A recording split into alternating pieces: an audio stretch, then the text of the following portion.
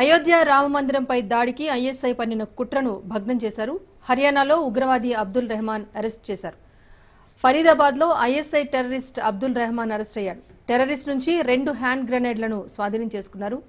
Gujarat ATS, Haryana ATS ఈ ఆపరేషన్లో పాల్గొన్నారు.